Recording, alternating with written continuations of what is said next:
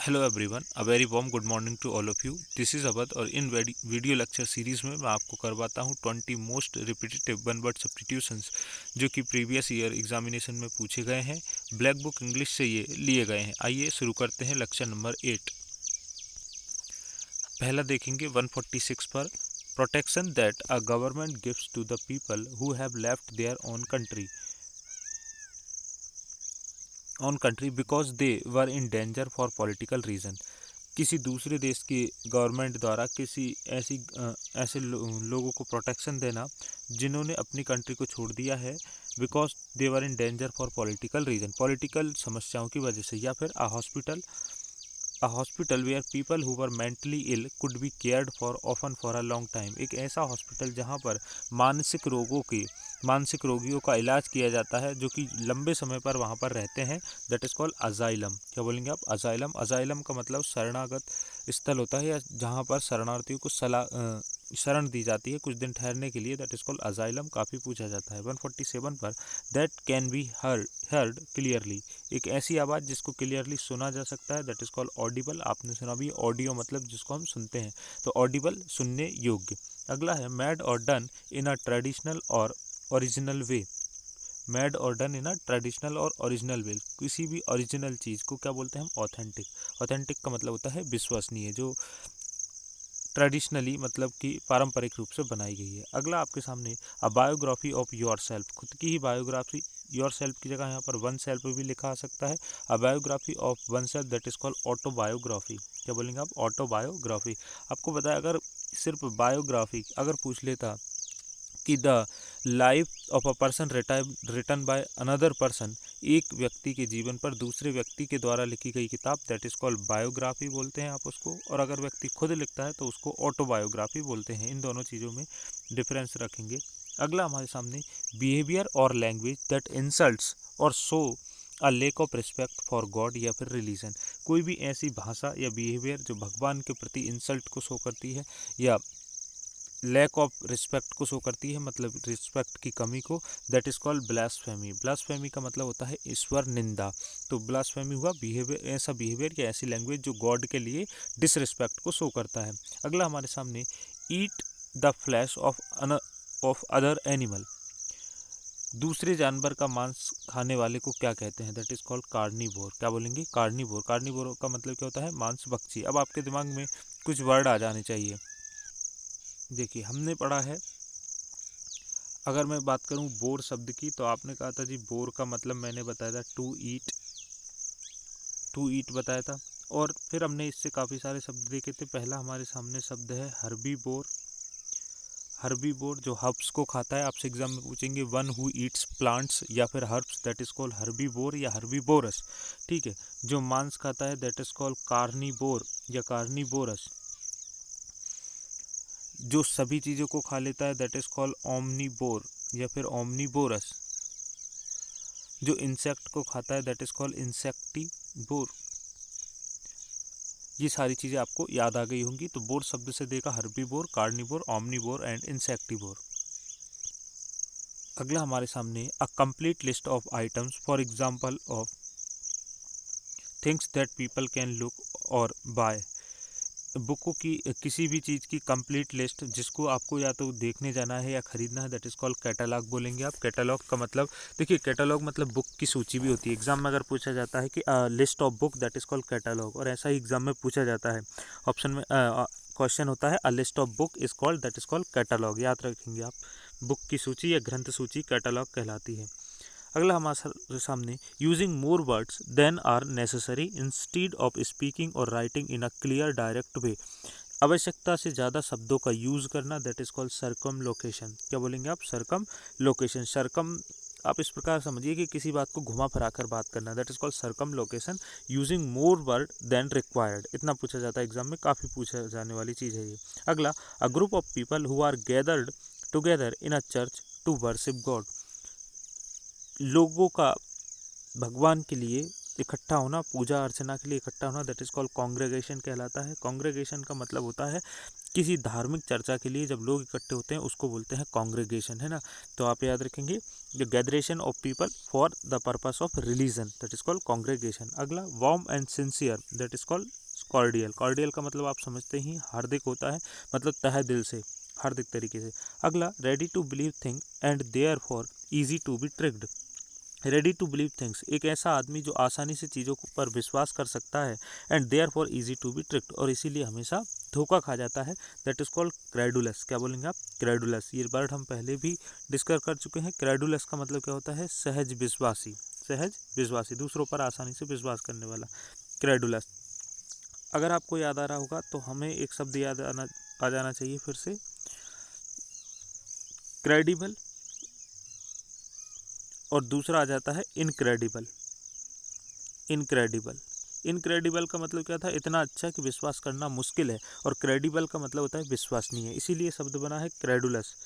जो दूसरों पर आसानी से विश्वास कर लेता है क्रेडुलस, क्रेडिबल वो जिस पर विश्वास किया जा सकता है, और इनक्रेडिबल कोई भी चीज़ इतनी अच्छी कि विश्वास करना नामुमकिन हो, अविश्वसनीय। अगला हमारे सामने है a person whose job is to be in charge of the object और आर्ट इन म्यूजियम और in gallery, that is called curator.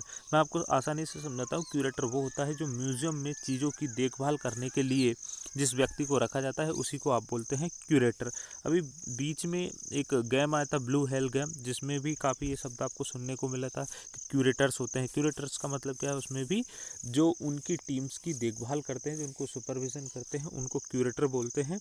और किसी आपका म्यूजियम वगैरह के जो हेड होते हैं, उनको भी क्या बोलते हैं? क्यूरेटर बोलते हैं। अगला शब्द जो कि फिर से काफ़ी इंपॉर्टेंट है, a political leader who tries to win support by using argument based on emotion rather than reason. एक ऐसा पॉलिटिकल रीजन जो लोगों को इमोशनल करके, है ना, इमोशनल करके उनके वोट खींच लेता है, उसकी भावनाएं अंदर से अच्छी नहीं होती है, बस वो इमोशन करके वोट ले लेता है, दैट इज कॉल्ड डेमागोग कहलाता है। डेमागोग का मतलब दुर्जनों का नेता होता है। ये एग्जाम में काफ़ी पूछा भी जाता है ना। तो a political leader who tries to win support by using argument. अगला हमारे सामने इंपॉर्टेंट वर्ड है the scientific study of skin disease, त्वचा रोगों की का वैज्ञानिक अध्ययन, दैट इज कॉल्ड डर्मेटोलॉजी। क्या कहलाता है? डर्मेटोलॉजी।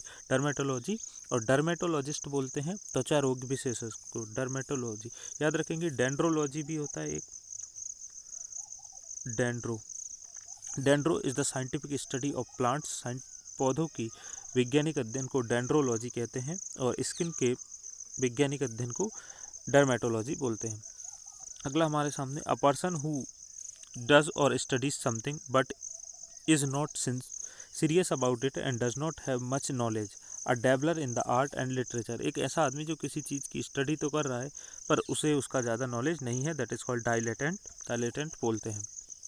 अगला हमारे सामने the study of a relation of plants and living creature to each other and to their environment.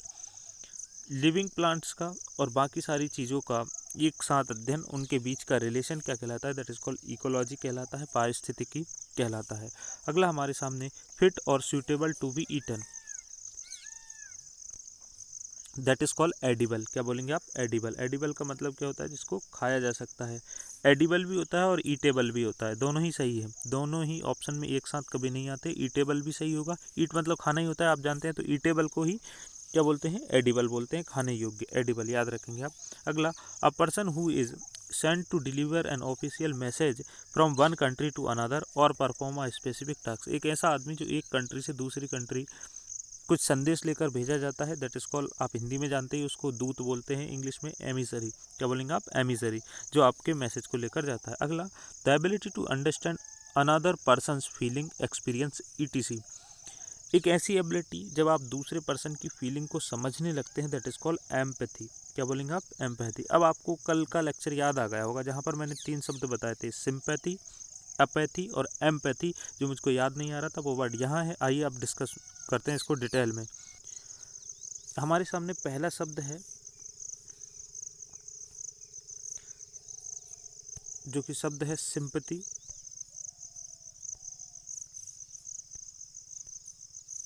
मैं लिख रहा हूँ आपके सामने,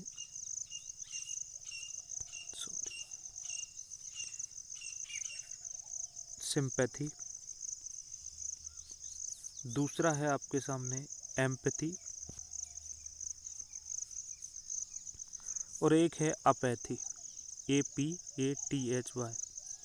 देखिए एपैथी का मतलब तो उदासीन होता है, जो किसी की भावना को नहीं समझता वो एपैथी हो जाएगा, ये यहाँ पर है इसमें एपैथी। अब बचा हमारे पास सिंपैथी और एम्पैथी। इन दोनों के बीच में डिफरेंस कभी भी आपसे पूछा जा सकता है और एग्जाम में भी जब ये दोनों एक साथ आ जाएंगे तो आपको बड़ा कन्फ्यूजन होगा। सिंपैथी का मतलब है, मान लीजिए ये आप हैं और ये आपका कोई फ्रेंड है, इस फ्रेंड को कोई प्रॉब्लम है और इस जब आपके फ्रेंड को कोई प्रॉब्लम होती है तो आपको भी एक प्रॉब्लम होती है, यस और नो। तो अगर ये कोई प्रॉब्लम में है, आप इसके पास जाते हैं और आप बोलते हैं कि यार मैं तेरे साथ हूँ, दैट इज़ कॉल्ड सिंपैथी। मतलब जब आप उसके सामने हैं तो आप कहीं ना कहीं उसके दुख को समझ पा रहे हैं और ये शो भी कर रहे हैं कि वी आर विद यू। लेकिन एम्पैथी में कैसा है कि ये आप हैं और ये आपका दोस्त है, अगर इसको कोई प्रॉब्लम है तो आप एक्चुअल में जो ये फील कर रहा है वही चीज़ आप फील कर रहे हैं, दैट इज़ कॉल्ड एम्पैथी।